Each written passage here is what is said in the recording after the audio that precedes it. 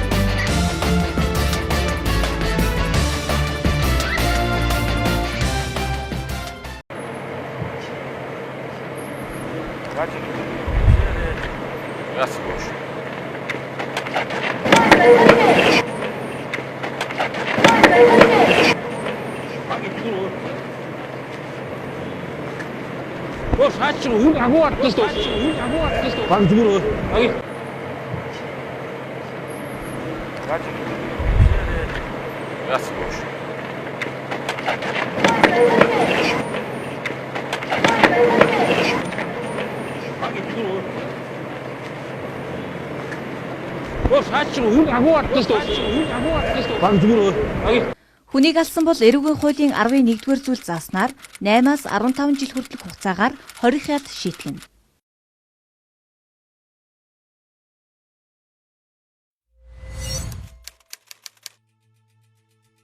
Цагдаагийн байгууллагаас хийсэн судалгаагаар хүний эрүүл мэндийн халдшгүй байдлын эсрэг гэмтэрэг сүүлийн 5 жилд ирс өсчээ.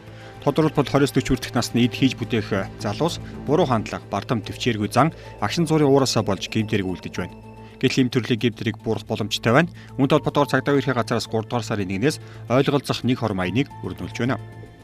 3 сарын 1-ээс 31-ний хооронд бол нэг хором буюу 1 minute challenge гэсэн нэг цаар хэмжээг улсын хэмжээнд бол зохион байгуулж явуулж байна. За энийг одоо явуулах хүсэл үндэслэл нь юу юм гэх юм бол яг одоо түрүү жилийн 2018 оны 3 сарын одоо гэмт хэрэг зөрчил дуудлага мэдээллийн тоо мэдээ зам цаг үеийн нөхцөл байдалтай бол уялдуулж одоо яг бусдын биед гэмтэл учруулах гэмт хэрэгээс урьдчилан сэргийлэх зорилгоор бол одоо энэ аяныг бол цагдаагийн байгууллагаас одоо зохион явуулж байна. Тэгээ өмнө нь бол одоо бас энэ төрлийн одоо эрчимжүүлсэн аянуудыг бол одоо бас зохиож ирсэн. За энэ удаагийн үндэсний аян бол одоо өмнөх аянуудаас юугаар ялгаатай юм бэ гэх юм бол бид бүхэн бол одоо сая 3 сарын 5-ны өдөр UB Palace-д Улаанбаатар хотод үйл ажиллагаа явуулж байгаа 10 одоо ихтэй сургуулийн одоо голчлон бол нөгөө эрэгтэй оюутнуудыг оролцуулсан юм 4000 оюутнуудыг хамруулсан ивент арга хэмжээг зохион байгууллаа. За энд бол одоо бас залуучуудад одоо сүүлийн үед бол бас нөлөөлөхөөр за мөн одоо үлгэр жишээч болохоор юм бас 8 залуу илтгэгчийг бол одоо урьж оролцуулж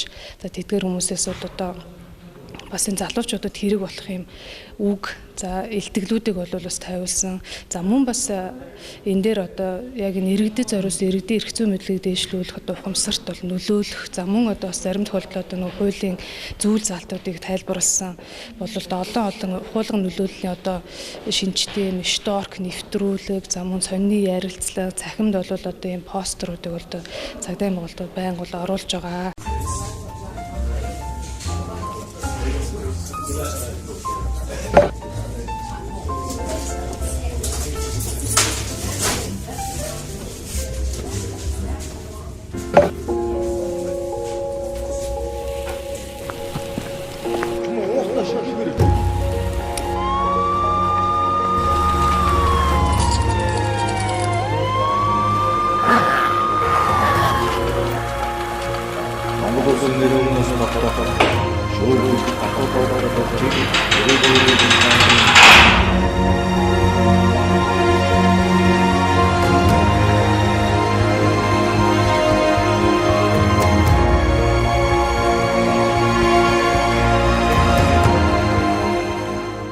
Яг энтэйгээр уялдаад одоо яг энэ 3 сарын 8, 3 сарын 9-ний өдөр одоо цагдаагийн байгууллагууд ирсэн дуудлага мэдээлэл бол шүүж үзэхэд энэ бол өмнөх оны мөн үетэй харьцуулахад одоо ирж байгаа дуудлага мэдээллийн тоо бол цөөрсөн. Бас ийм эерэг үзүүлэлт бол бас одоогийн байдлаар гараад байна. За мөн Сэргийн баярыг өгтөд бол одоо энэ аяны одоо нэг хамгийн их эрчимжүүлсэн бол том одоо төлөвлөгөөт ажлуудыг бол хийн л дээ. Энэ дээр бол одоо жишээлх юм бол ихтэй сургуулиудад бол очоод одоо сурчлагын ажлуудыг бол ихээр төвлөрүүлж байна. За мөн GCI гэдэг одоо төрөмс байгууллага байдаг. GCI төрөмс байгууллага бол цагдаагийн ерхий газрын урьдчилан сэргийлэх хэлцтэй бол одоо хамтын ажиллагаатай. За мөн тэр GCI-ийн одоо яг нийтдээ одоо 3000 орчим залуучууд бол байд юм байна. За тэр залуучуудтай холбоотойгоор бас одоо энэ залуучууд болон одоо 40-оос доош насныханд бол одоо нөлөөлөх чиглэлээр одоо цахимаар бол энд бас эрчимтэй давлгаануудыг одоо явуулж эхэлж байна. За мөн хүн ам одоо ихэр төвлөрдөг нарантуул зах, хар хорин зах гэмт одоо энэ том зах худалдааны төвүүд. За мөн одоо хөдөө орон нутагт гэх юм бол одоо зах болон одоо тэр олон нийтэд одоо нөлөөлөх уран сайхны одоо олон ажлуудыг бол одоо явуулж байна энэ дээр. За тэгээд яг энэ 3 сарын 18 болох жогоотой уялдуулаад ер нь бол одоо бид бүхэн энэ мэдээллүүдийг бол одоо маш ихээр одоо хэвлэл мэдээллийн бүхэл хэрэгслэр бол ингээд цацаж явуулна. За иргэдийн зүгээс гэх юм бол одоо яг нэг хором гэсэн 80-ны хүрээнд одоо нэг л хором төвччих юм бол одоо та эргээд өөрийнхөө амьдралыг аварч чадна гэсэн энэ мессежийг аваад одоо та ганц өөрөө аваа зогсохгүй одоо ойр тойрныхоо хүмүүст хэлэх. За одоо яг нөгөө одоо уур бурхамдалтай хүмүүс үт юм бол за ийм аян явж байгаа юм биш үү? Чи ингээд нэг хором одоо уураа барьж чадах юм бол чи одоо ингээд амьдралыг аварч чаднаа гэсэн юм олон хуулгын ажлуудыг бол бид нэр хийж байгаа явуулж байгаа. Тэр иргэдийг бас ганц өөрөө нэг мэдээ зогсохгүй одоо бас эргэн тойрныхоо хүмүүст одоо нөлөөлөөсэй гэж бол одоо цагдаагийн байгууллагаас уриалж байна. Цагдаагийн байгууллагаас нэг хором гэдэг аяны хүрээнд бол яг одоогийн байдлаар одоо иргэдэд нөлөөлөх хэрэгцээ өмдлөг дээшлүүлэх чиглэлээр бол одоо 10-аад ийм бодит баримтат ийм нэвтрүүлгүүдийг бол хийж цахимаар явуулж байгаа. За тэрний одоо хамгийн ихнийх гэх юм бол нөгөө камерын одоо бичлэгүүд те бодит бичлэгүүдийг бол бид хүн одоо нийтлээд одоо энэ дээр бол явуулахад бол одоо иргэдийн хандлт маш их авсан. Тэр нь бол ямар ч л үгүйсэн юм бэх юм бол гудамжинд бол нёгийгээ зохиод унгаж байгаа. За тэгээд мөн одоо баар цэнгэний газруудад бол одоо нөгөө хоорондоо арх угаа зодол тоосоо гадна нөгөө юу шилэн бакалуудыг аваад шидэж байгаа. За мөн тэгэл гудамжинд одоо очиод бөөнөр бүлгэлж нёгийгээ зодож байгаа. За одоо мөн хардталтын улмаас бол одоо яг энэ бусдын бидгийм төвчруулах хэрэг бол одоо их гардаг. За энэ болгоныг үзүүлсэн юм 10 төрлийн видео шторк бол цагдаагийн ерөнхий газрын болон хэвлэл мэдээллийн бүхэл сайтуудаар бол явж байгаа. Тэгэхээр бол одоо энийг иргэд маань бол бас үзэх хэрэгтэй байна. Тогтож анхаарч үзэхдээ энэ бол албан ёсны бодит мэдээлэл учраас бол энийг заавал мэдээсэй гэж бас уриалж хэлмээр байна. За мөн энэ дээр одоо бас нэг харамсалтай тохиолдлууд гэх юм бол одоо энэ гэр бүлийн хүмүүсийн хооронд үлдэгдээд байгаа тэр хардталтаас болж за архиталтаас болж одоо бие бинийгээ тэр ноцтой гэмтээд гэхдээ одоо нуруугийн галын хайчаар түлчихдэг. За эсвэл одоо хүүхдээ одоо хүл гарын их айхтар түлсэн хүлдөөсөн гэл одоо тийм сэтгэл эмзэглүүлмээр бол олон жишээнүүд бол угаасаа байнга одоо ингээд бас үлдэгдээд байгаа нь бол их харамсалтай. Тэгээд энэс бол одоо иргэд маань бол өөрийгөө болоо эргэн тойронд ийм гэмтэрээс зөрчил гарахгүй байхад бас одоо бас өөрийн оролцоог бол одоо нэмэгдүүлж оролцооч гэдэг бол хэлмээр байна. За энэ дээр бас нэг зүйл байгаа нь бол гэр бүлийн хүчирхийллийн шинжтэй үйлдэлийг бол эргэн харчаад за ялангуяа төрийн албаагчид бол энэ талаар мэдчихээ цагдаагийн байгууллагууд мэдээлэхгүй байх юм бол одоо хууль заасны дагуу төрчлөө хууль зааснаар тэр хүнийг бол 200 мянган төгрөгөөр торгох юм санкцтай байдаг. Тэгэхээр бол хэрвээ та гэр бүлийн хүчирхийллийг төрийн албаагчдаас хараад мэдээлэл өгөх тохиолдол юм бол та энэ талаар бас цагдаагийн байгууллага 102 тусгай дугаар утсанд хүчирхийлэлтэй цугаас одоо за тийм төрийн багчуулууд ингээд мэдээлсэнгүй гэдгийг бас мэдэгдэх юм бол энэ төрлийн гэмтрийг бууруулахад бол чухал ач холбогдолтой юм байна. Өнгөрсөн 2018 онд улсын хэмжээнд нийт 36220 гэмтрэг бүртгэгдсэний 9134 буюу 25% нь хүний эрүүл мэндийн халдшгүй байдлын эсрэг гэмтрэг, 12328 буюу 34% нь хулгайлах гэмтрэг, 5374 буюу 15% нь заллих гэмтрэг, 9386 буюу 26% нь бусад төрлийн гэмтрэг эзлэж байна. Энэ нь улсын хэмжээнд бүртгэгдэж байгаа 3 гэмтрэг дутмын нэг нь хүний эрүүл мэндийн халдшгүй байдлын эсрэг гэмтрэг гэсэн үг. Мөн энэ төрлийн гэмтрэг жилийн бүр өсөх хандлагатай байгааг тоон судалгаанаас харж болно. Тухайлбал 2017 онд 8812 бүртгэгдэж байсан бол өнгөрсөн 2017 онд 9134 бүртгэгдэж байжээ. Тухайлбал эхнэр нөхөр хоёр хоорондоо хоолны давснаас олж хоорондоо маргалдаж, улмаар нөхөр нь эхнэрийгээ цохиж түлхэж унгаасны улмаас биед нь хүнд гэмт учруулсан асуудал бүртгэгдсэн байгаа. За цаашлаа сонгон архан дүүргийн 13 дугаар хорооны нутаг дэвсгэрт хэсэг найзууд зочид бодлоор үйлчлүүлэх явцдаа хоорондоо маргалдаж, улмаар нэг нь нөгөөрөөгөө гар утас шидээд тухайн шидсэн гар утас ханан дойсны улмаас орон дээр сууж исэн найзынхаа нүдийг нь онж хараагүй болгосон ийм харамсалтай тохиолдлууд нэлээд их бүртгэж байна. Тэгэхээр бусдын бие махбодод хохирол учруулах гэмт хэрэг маань өөрөө тодорхой хугацаанд их хүнд хор уршиг авчирдаг. Мөн огцом уур түргэн зангаа барьж чадаагүй улмаас бие биедээ гар хүрэх, улмаар энэ нь гэмтэл тогтоох болон цаашлаад бусдын амь насанд хүрэх хүртэл тохиолдлууд нэлээд байдаг. Ийм учраас иргэд маань өөрсдөө төрж байгаа уур бухимдлыг аль болох эв зүгээр шийдвэрлэж аливаа асуудал уужуу тайван хандахыг цагдаагийн байгууллагаас уриалж байна. Энэ бол бас тухайн хүний одоо юу гэдэг онцлог бас өөр л дөө. Тэр хүнд өмнө одоо асуудал тохиолдсон байж болно. Эсвэл ажлын байран дээр ямар нэгэн байдлаар маш их стресстэй. Эсвэл ямар нэг асуудал шийдэж чадаагүй ч гэдэг юм уу тий. Тэр хүнд тулгамдсан сэтгэл зүйн асуудлууд байгаа учраас тэрийг одоо юу гэдэг нөгөө нэг хэрхэн яаж гарах гэдэг одоо аргачлаа өөрөө мэдэхгүй тий. Эсвэл яаж одоо тэрийг одоо хэвийнээр энгийнээр гаргаж болох уу гэдэг дээр өөрөө аргачлаа ямар нэгэн байдлаар одоо ойлгохгүй тухайн хүний мэргэжлийн зөвлөгөөч гэдэг юм уу хин нэгнээс найзынхаа одоо тий одоо сайн одоо өөртөө зөвлөгөө хүний үгээс сонсолгүй зөвөөс одоо юу гэдэг тухайн нөхцөл байдал стрессэнд тэгж гадагшлаж бас болох юм. Тэгэхээр тэр стресстэй байна шүү. Энэ стрессийг би гэр бүлийн хүнд биш би бол гарахгүй болохгүй мэн шүү гэдэг хүн өөрийгөө таньж мэдэх хэрэгтэй болчихж байгаа. Эсвэл мэргэжлийн зөвлөгөө тэр хүн чухал болчиход байгаа гэсэн үг. Тийм. Хэрвээ маш их өндөр стресстэй бол стрессийн түвшин өндөр байх тусмаа сүйдээ тэр маань яг үгээр цэцлэг гутралын одоо нөгөө шимдэглүү шилжихэд хүртэл хүргэдэг. Тэгэхээр энэ стресс маань яадгүй гэхээр хүнийг нөгөө рефлекс үйлдэл хянахад одоо тийм одоо юу гэдэг нөлөө үзүүлнэ гэсэн. Тэгэхээр ерөөсөө маш их одоо ачаалтай ажилдаг, маш их өндөр стресс үүлж ажилдаг. Ийм бол тэр ажил дээр гарсан процесс тэр одоо стрессийг тухайн нөхцөл байдалд үлдээ сурах ёстой. Зарим одоо нөгөө ажилтан гэдэг юм уу гэр бүлийн зөвлөгөөнд хэлдэг шүү дээ. Та ажил дээр үл ажилтан. Гэртээ үл гэр бүлийн эцэг хань байх ёстой. Ерөөсөл хүний амьдралын олон дүрдээ олдог бол тэр дүрдээ тухайн одоо орчиндоо л үлдээ гэж. Тэгээ ингэж чадахгүй бас үүдний ажлаас үүдэлтэй стрессээ эсвэл олон одоо тий өрнөөс шалтгаалсан ч гэдэг юм уу энэ асуудлаа хүн байнга үүлж яваад тэрийгэ гэртээ авчиад байна л гэсэн.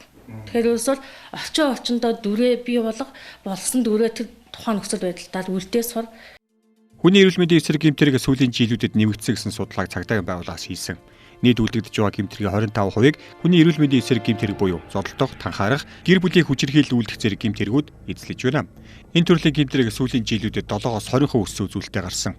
Хүн амын төвлөлөөс шалтгаалаад нийслэлд 60% нь, орон нутагт 40 орчим хувь нь үлдэгдэж байна. Мөн уг гэмтрийн 50% наригтлаас үүдэлтэй. Үүний дагаад эрүүл мэндээр хохирдог, мөн нөгөө талд хин нэгэн гэмтрэгтэй болж үлддэг.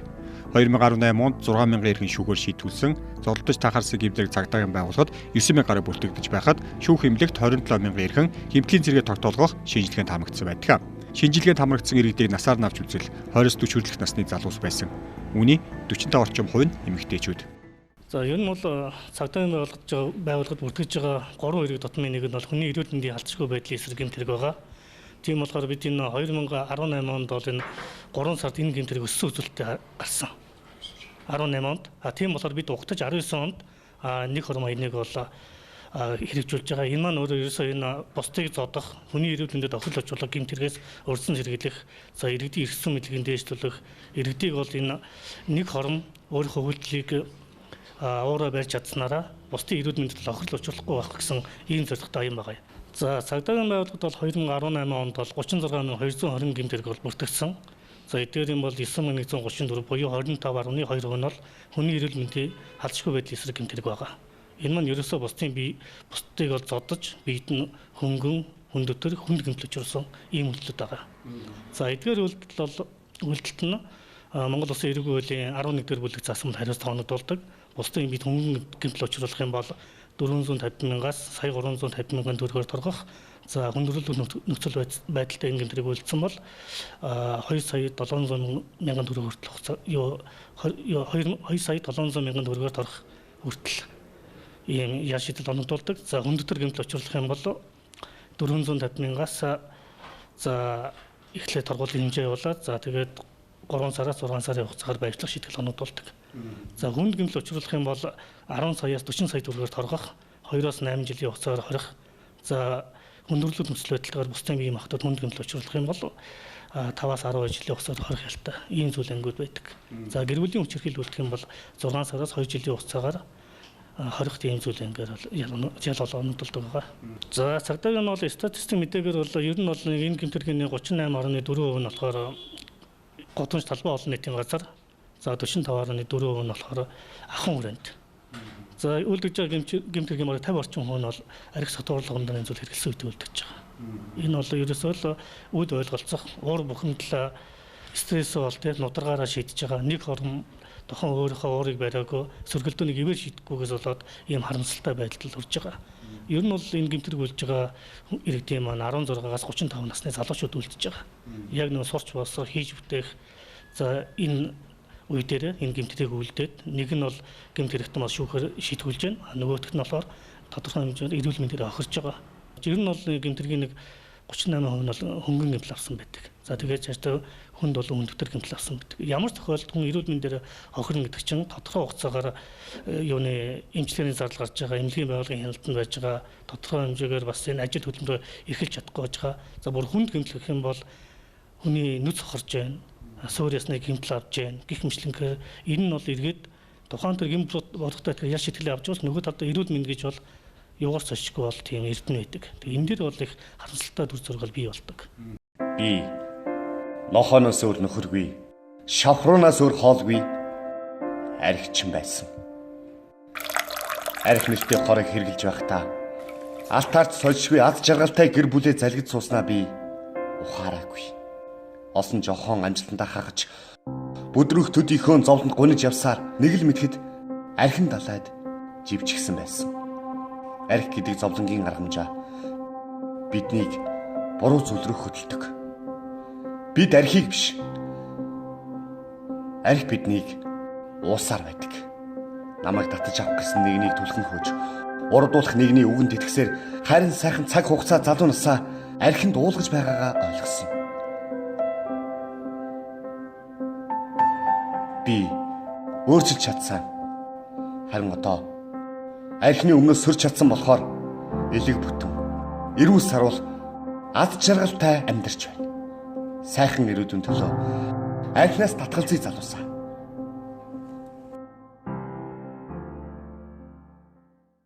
Хүний эрүүл мэндийн эсрэг 9,000 гаруй гэмтэрэг цагдаагийн байгууллагад бүртгэгдэхэд 90 орчим хувийн хөнгөн гэмтэл байжээ. Хөнгөн гэмтэл нь шонзогийн сэддэггүй, уур бухимдал, бардам загаас болж зодолтод танхаарснаас бий болдог. Ихэвчлэн зорилготой танхаардаг бус харилцаа хандлага муудаагаас болж зодолдож хэн нэгний биед гэмтэл учруулдаг. Тиймээс нэг хором маяныг эхлүүлсэн. Нэг хором нь эргэн өөрийгөө удирдах, харилцаа хандлагаа төвчих хугацаа юм аа. Хэрв тэгж чадвал хүний эрүүл мэндийн эсрэг гэмтэрэг буурах боломжтой. Энэ төрлийн гэмтэргийн хохирогчдын дийлийнх нь хөнгөн гэмтэл авсан байдаг. Гэвч энэ нэргээд хоорондоо машинтайгаа зурж чадахгүй, гудамжаар нэгэнтэйгээ зурж чадахгүй, очирлож чадахгүй байдлаас үүссэн байдаг. Тиймээс хүнтэй хүндлэлтэй харьцаж, нэг хором хүлээцтэй байж, хүнийг уучлж, хүнтэй инээмсэглэг харьцаж, нэг хором л зан харьцаагаа дэвчгээд энэ төрлийн гэмтэрэг эрс буурна. Үүний дагаад иргэд хэдэн мянгаар шүүх эмнэлэгт үзүүлэх шаардлагагүй болно. Хүний эрүүл мэндийн алтшгүй эсрэг гэмтэрэг бол цагдаагийн байгууллагад улсын хэмжээнд хоногийн хугацаанд 15-аас 20 орчим дунджаар ийм гэмтэрэг бүртгэгддэг байгаа. Тэгэхээр энэ гэмтэрэг бол сүүлийн 5 жилийн судалгаагаар 25-аас 30% хүртэл одоо орчим хувиар өссөн ийм үзүүлэлттэй байдаг. Ялангуяа 3 дугаар сард одоо баяр ёслол эмэгтэйчүүдийн олон улсын эмэгтэйчүүд эрхийг хамгаалах өдөр болон одоо цэргийн баяр гэх мэт ийм баяр болтогтой холбоотойгоор бас уран дулааны улиралтай холбоотойгоор энэ гэмтэргийг үзүүл бас өсдөг ийм хандлагатай байдаг. За энэ гэмтэргийн болвол гэмтэрэгт одоо нийт 9,000 гаруй иргэн холбогдсон бөгөөд 8,000 орчим хүн хохирсон байгаа. Энэ гэмтэрэг хаана үйлдэгддэг вэ гэхээр гудамж салбай олон нийтийн газар 30 орчим хувь нь, гэр орон сууцад 40 орчим хувь нь. За энэ гэмтэрэг одоо 06 шөнийн 22 цагаас 06 цагийн хооронд 40 орчим хувь нь үлдэгцэн ийм тоон үзүүлэлт судалгаагаар харагддаг байгаа. Энэ гэмтэргийн шалтгаан нөхцөл бол нэгдүгээрт архи согтууруулах хундаа хэрэглэсний улмаас 45 орчим хувь нь энэ гэмтэрэг архи согтууруулах хундаа хэрэглэсэн үедээ үйлдэлсэн байгаа.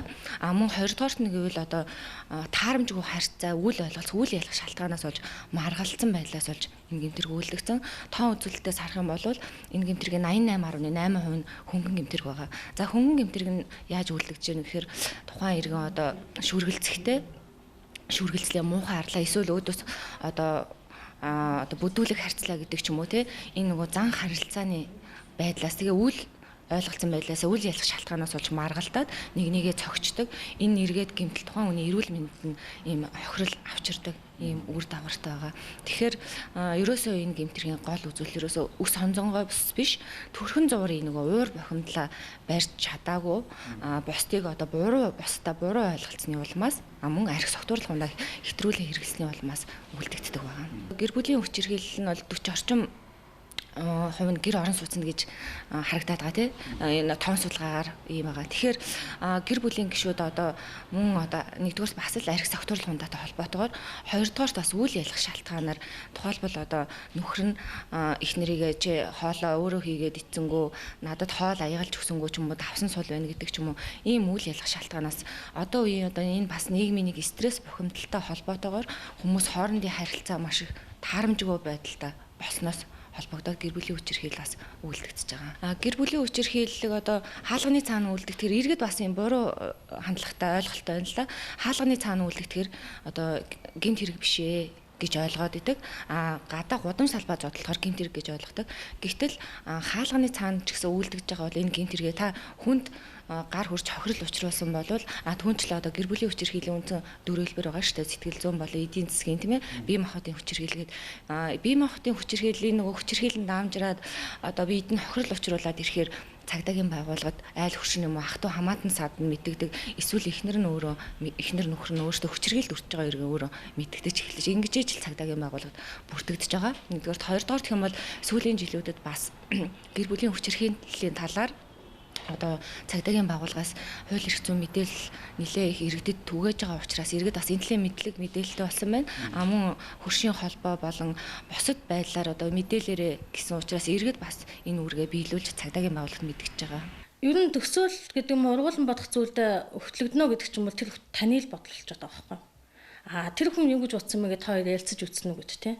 Тэгэхээр ерөөсө гэр бүлийн хоёр хүн хоорондоо маш сайн дотн ярилцах зүйлээ л одоо бий болгож байгаа хэрэгтэй. Жишээлбэл өнөөдөр өдөр тутам одоо гэр бүлийн хүмүүс хоорондоо ямар харилцаа үүсгэж байгаа хэрэг өдөр тутмын хэрэгцээтэй л одоо амьдралын хэрэгцээг л хангасан ярилцлага бид хоорондоо үлдээч хийдэг юм байна. Жишээлбэл хүүхдээ авсан уу тий? Эсвэл өнөөдөр хоол ямар хоол хийх гэж байна. За эсвэл өнөөдөр чи тийх ёстой шүү гэдэг юм уу тий? Гэтэл чи юу мэдэрсэн бэ?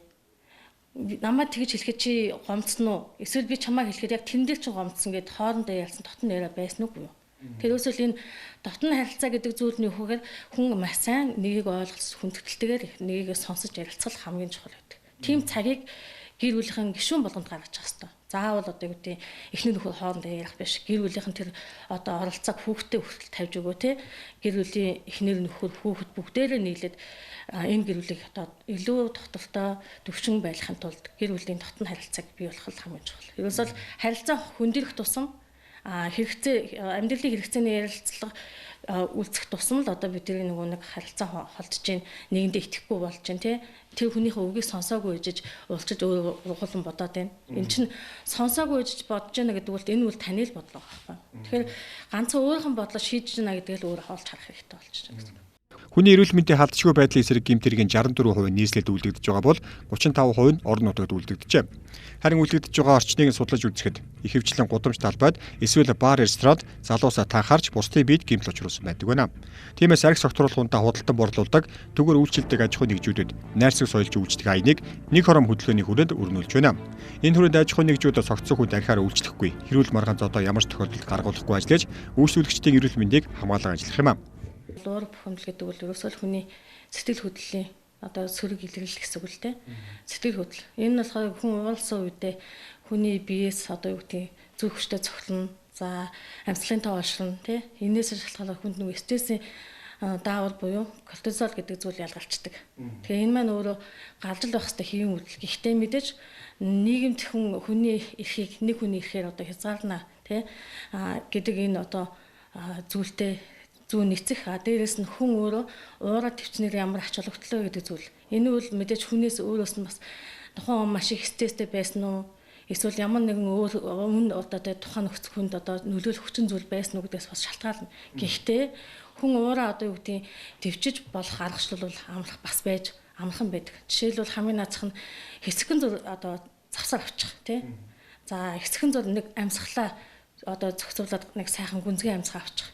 Эсвэл байнга дандаа ёстой гэдэг үгнээс татгалзчих гэдэг юм уу тий. Ийм л зүйлийг бид өөрсдөө нөгөө хөвшил болгож чадах юм бол уур бухимдлаас одоо юу гэдэг богино хугацаанд өөрийгөө чөлөөлөх боломжтой. Тэрнээсээ ч мэдээж нөгөө зүү зохистой зүйлд одоо буруу зүйл хийж байгаа зүйлд хүн тодорхой хэмжээнд бухимдах тий уур илэрхийлэх байна. Гол нь тэрийг зүгээр илэрхийлэх аргад өөрсдөө суралцах хэрэгтэй. Тулгамдсан үед бол хамгийн их одоо ерөөсөө үйлдэл жижигэн л өөрчилчих хэрэгтэй. Жишээлбэл тэр хүн лөө дайрах чавал та уураа шилжүүлэх аргууд. Жишээлбэл гартаа одоо юу гэдэг нь тэгээ баздаг өмгтэй болчих. Эсвэл тэр хүндрийг хэлчихэж байгаа өгөө өөр тал одоо зүг рүү хараад хэсэг зур амьсгаа авчих. Энэ хооронд л хүн усаад нөгөө богино хугацаанд зохицуулагдах боломж олгодог. Яг бол бид нар тархинд ирж байгаа мэдээллийг богино хугацаанд баг зэрэг саатуулж байна л гэсэн үг. Тийм мэдээлэл баг зэрэг саатахад л ерөөсөө нэгэн хором саатахад л бол таны урд намжчихна гэсэн үг. Тус гэмтэргийн улмаас өнгөрсөн онд нийтдээ 7957 эргэн хохирсон нь өнгөрсөн оноос 248 буюу 3.7% өссөн үзүүлэлт юм а. Харин нийт хохирсон иргэдийн 6118 буюу 76.8% нь хөнгөн, 1261 буюу 13.5% нь хүн дэвтэр, 578 буюу 6.2% нь хүн зэргийн гэмтэл учирсан бол 3526 буюу 37.9% нь эмэгтэйчүүд байна. Тиймээс энэ төрлийн гэмтэргийг үлдэж хэнийг нэг гэмтээж өөрөө шүүхөр шийтгэл авсан хойно харамсах бус нэг л хором төвчээртэй хандаж соёлтой зөв хандлагатай байж чадах юм бол Монгол улсад үлдэгдэж байгаа нийт 36000 гаруй гэмтэрэг 10 орчим мянгаар буурах боломжтой юм а. Ялахгүй маргаанаас олж өрөөлөг гэмтэн өөрөө хэрэг толбогдсон тохиолдол цөөнгүй байна. Залуусаа ганц хормын уураа твчиж асуудалд хүлээцтэй хандцгаая. Бусдын хэлсэн мөөгийг нэг удаа өнгөрөөгд үзээ. Үр дүн нь таныг сайн зам руу хөтлөх болно. Буруутай нь биш, ухаантай нь уучлах гэдэг юм шүү. Нэг хормын уурыг твцснээр 100 өдрийн гунгийг тойрч гарнаа. Уураар биш, ухаанаар асуудлыг шийдэцгээе залуусаа.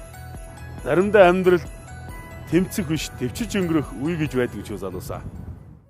Өнөөдөр таны үр бүтээлгүй архиуж өнгөрүүлсэн нэг өдөр өчигдөр нас барсан хүний хүсэж ирэхгүй өдөр байсан. Архи бол амьдралын дайсан. Өнөөдөр та архийг ууж байгаач архи маргааш амьдралыг чинь уух болно. Жинхэнэ ирчүүд сархтын нөлөөнд хизээч автдаггүй. Архи бол зовлонгийн аргамжаа юм а. Таныг юунд ч хөтлж мэднэ. Архинаас татгалцаая залуучуудаа.